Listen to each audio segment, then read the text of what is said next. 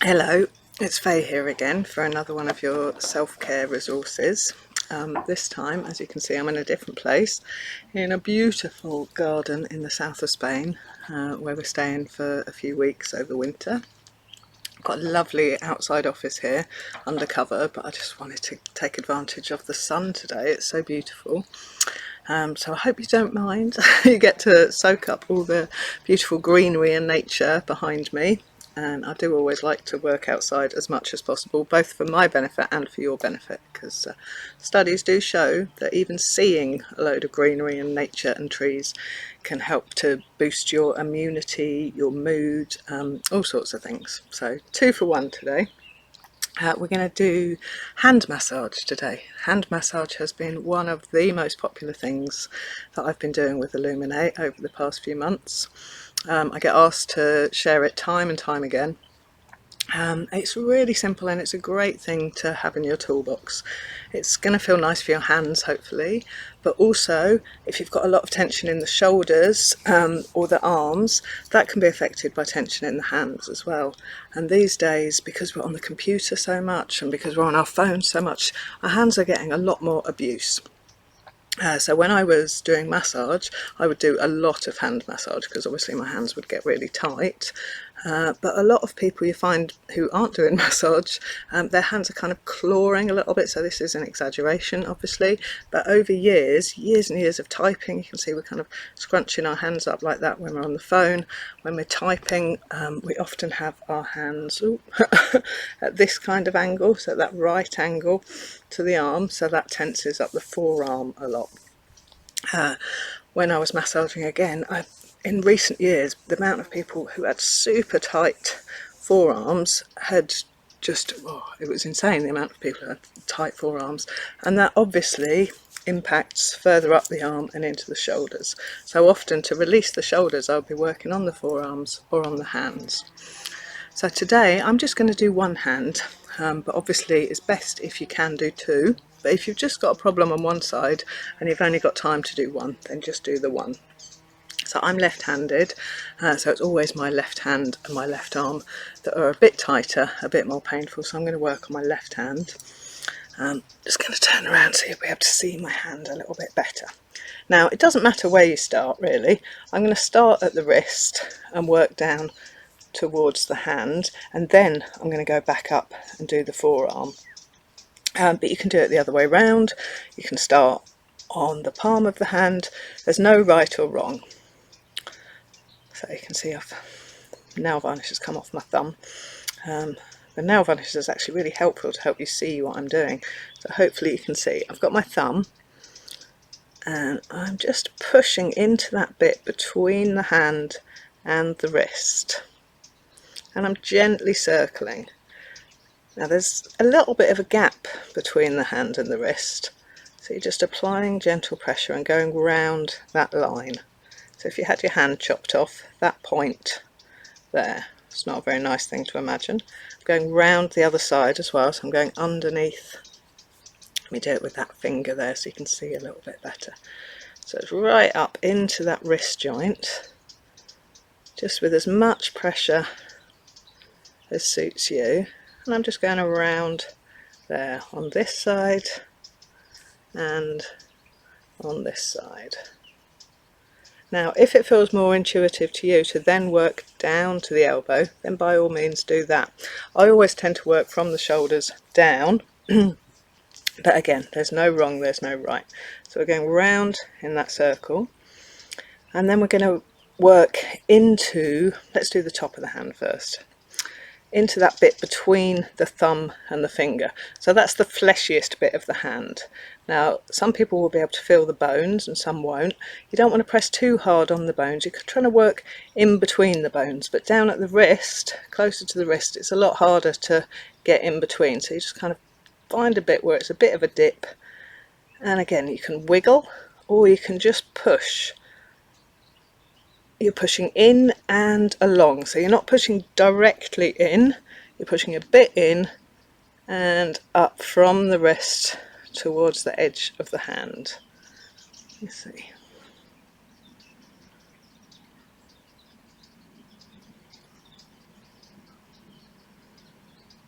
that, and then we just repeat that along the whole of the hand.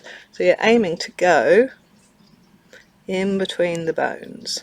You can see the skin's kind of wrinkling a bit, that's good. And sometimes you can feel a little popping, sometimes it can be a little bit uncomfortable, so you can ease off if it is, or you can keep going, and sometimes that feels good. You have to trust your own intuition a bit here. Pain can be an indicator that something's not good, but discomfort can be an indicator that you need to do that. So you need to learn the difference. See, I'm just working down that last bit.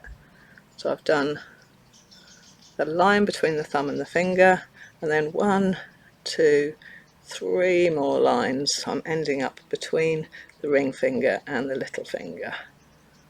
And then if you like, you can work in between the knuckles or around the knuckles. I like to circle around there, loosen things up a bit. And then just give your fingers a bend back. Again, nothing painful, don't go too far back. I've got quite flexible fingers really, because I do quite a lot of yoga and I teach this quite a lot. So it feels really tight on the working hand as well. Just keep doing that. Just stretch it out. Don't let the hand that's working tense up too much. Especially when you're doing the second hand, because when you're doing the first hand, the hand that's working is going to get a treatment itself afterwards. But when you do the second hand, make sure you don't undo all the good work you've done in the first hand. So we've done that area, the top of the palm. Now I'm going to turn around and do the palm. So it's exactly the same. It's harder to show you though. Well, that's good there. So starting in that fatty bit between the thumb and the first finger again. And that can sometimes be really painful. There's a couple of pressure points around this area, one on that side and one on the other side, and they can get really sore. So again, if you press directly in, that's going to be more painful. If you kind of hook in and then push along, that's normally a lot less uncomfortable. Or you can do the circling like we were doing before, or a bit of both. So between the thumb and the first finger, and then the same, up, 1, 2, 3, up towards the knuckles. And then from this side, you can wiggle the knuckles around a bit, apply some pressure. You can see on this side I'm doing it with my fingers, on this side I'm working with my thumb. But please, if there's something that feels good to you, just do it. Just stretch out that thumb a bit. I've been using that a bit much. Then we're going to work on the fingers. So each finger, I'm just going to take in the other fingers and wiggle it, pull it, wiggle it up to the tip of the finger. Now that time I was going side to side. Now I'm going to do the same front to back. Again, the pressure is up to you. And then I like to give it a good pull. Kind of hold the whole finger and gently pull. If you're a fan of getting a crack, then that's a good thing to do. And then just a wiggle of the whole finger in the knuckle joint. Repeating that with the other fingers.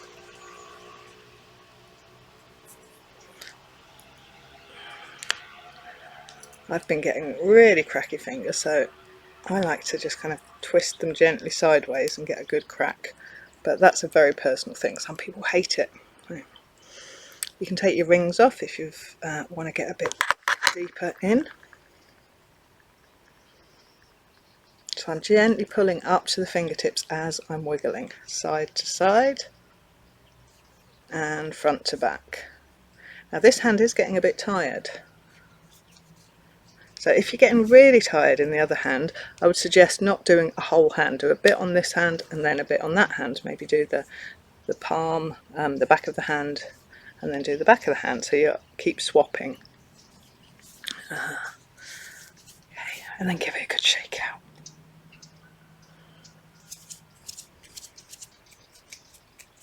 Now that feels nice and tingly, feels a bit more alive. You can take it a bit slower than that. So that took me about 8 minutes or so, 9 minutes maybe. But you can do it slower if you like. you can also, of course, do it quicker. So now I'm going to do the forearm, and I'm just finding that point just below the elbow where there's a little bit of a dip, and on me that's quite painful. I've got quite a lot of tension in my forearms because I've been working on the computer too much. Again, you can work with your fingers or with your thumb, whatever is more comfortable to you. Let me find a way that I can get that at a good angle. If I put the webcam down a bit, I don't know if you can see that better. I can't see you now. Okay, let me hold it up, that's better. So I'm holding it up in the air purely so that you can see me. So I'm just kind of gently kneading, I guess would be the word, with my fingers, just softening up, because that's a big belly of muscle there. Softening up that end of that muscle. So you've got the muscle here, and then you've got tendons, connective tissue here, and the fascia that we're working on is everywhere. Absolutely everywhere. So we're just softening up this end bit. You can do circling, you can do more of a kneading, a rolling action, whatever feels good. And then I work with the thumb, but you can try the fingers if that works better for you. I find that little dip, and then I push down, right down the middle of the arm. So I'm pushing down towards the wrist, towards the middle of the wrist. Now, if I wasn't teaching, wasn't making this video for you now, I would have my arms relaxed, like I'd have them relaxed onto my thighs, and I'd be doing the same thing, but then you wouldn't be able to see. So I'm still doing it now from the middle of the elbow down towards the wrist. 2 or 3 times there, and then the same thing but at the edge of the arm. So I'm at the inside edge of the arm now, down towards the wrist, and then the outside edge, and you can do 2 or 3 each line. So pulling along here. Now, I should have said this at the beginning, if your skin is super dry, you might need just the tiniest drop of oil, but really not too much. What I tend to do is I just put a drop of oil in my hand and then give my hands a good rub together, just so that my hands aren't going to damage the skin. Most people's skin is fine, but if your skin is very dry, just do that. What you don't want is your skin to be slippy. You want the skin to have a little bit of grip, so if you put too much oil on, it's just going to be too slippy. So when you've done the top of the arm, just the same on the underneath. So there's not such an obvious dip, but you still might feel a painful point. You might not. I've just got a bitey thing on my ankle. It's not all glamour sitting in the sunshine. So the same thing, we're finding a point, pushing in and pulling down.